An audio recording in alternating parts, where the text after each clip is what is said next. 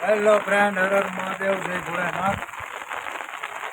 ઘણા દીધા ફૂલ ગરમી થતી હતી. ગરમીની રાહત માટે બધાએ વરસાદ આવે એવી માનતાઓ કરતા હતા. જોકે ચોમાસું 15 દિવસ પહેલાં જ બેસી ગયું હતું. જ્યાં જ્યાં વરસાદ પડ્યો છે ત્યાં કોથરા કાઢી લીધા છે. એ તો આ ચોમાસું શરૂ થયું છે.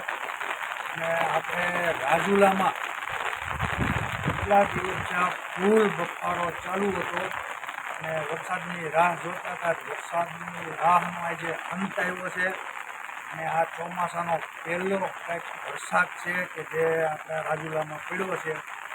અને ધીમી ધારે શરૂઆત થઈ ગઈ છે વરસાદની. અને કાંઈક ચોમાસાનો આ કાંઈક એમ કહેવાય કે થોડો ઘણો વરસાદ પડ્યો. અને આકાશમાં તમે જોઈ શકો છો એકદમ મસ્ત વરસાદ નોંધાયેલો છે. તો આ વરસાદ ખરેખર 2-4 કલાક ધારો હરખો પડે તો કાંઈક આ ગરમીમાંથી રાહત થાય. ફૂલ ગરમી, એમાંય જીબીનો ત્રાસ. રાજુલાની અંદર જીબીવાળાનો એટલો ત્રાસ છે એની વાત જવા દો. આખા દિવસમાં સવારથી સાંજ સુધીમાં 20 વાર, કમસે કમ 20 વાર લાગ્યું કામ. જીબીવાળાને કોઈ કહેવાવાળું તો છે નહીં, આવું મનમાની ચાલે છે. એ ગરમીની રાહત માટે આ વરસાદની ખાસ જરૂર હતી.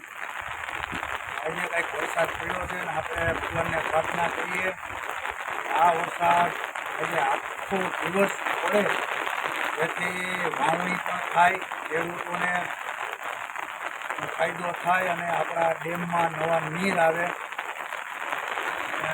ખરેખર આકાશમાં મસ્ત આખું આકાશ વાદળોથી ઘેરાઈ ગયું છે. મસ્ત વરસાદની શરૂઆત થઈ ગઈ છે આપણા રાજુલામાં. તો આ રાજુલામાં તો વરસાદ છે, પણ આમાં તમે ક્યાં ક્યાંથી વિડીયો જોવો, તમારા ગામમાં વરસાદ છે કે નહીં એ પણ કહેજો.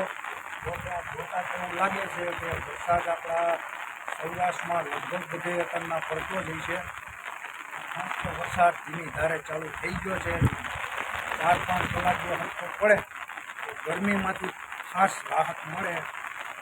આપણે ભગવાનને પ્રાર્થના કરીએ વરસાદ નવો પડે 2-4 કલાક. અમારે રાજુલામાં ભાઈ ધીમી ધારે વરસાદ ચાલુ થઈ ગયો છે. આશા કરીએ કે તમારે વરસાદ હોય અને વરસાદથી તમને ફાયદો એ થાય કે ગરમીથી રાહત મળશે.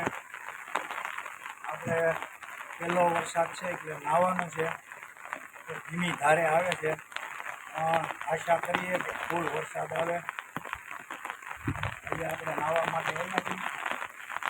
ચાલો, આ ચોમાસાના પહેલા વરસાદનો વિડીયો, નવા વિડીયો તમને મારી ચેનલમાં જોવા મળશે. ચેનલમાં નવા હોય તો ચેનલને સબસ્ક્રાઈબ કરજો. ચાલો બધાને બાય. હર હર મહાદેવ, જય ભોલેનાથ.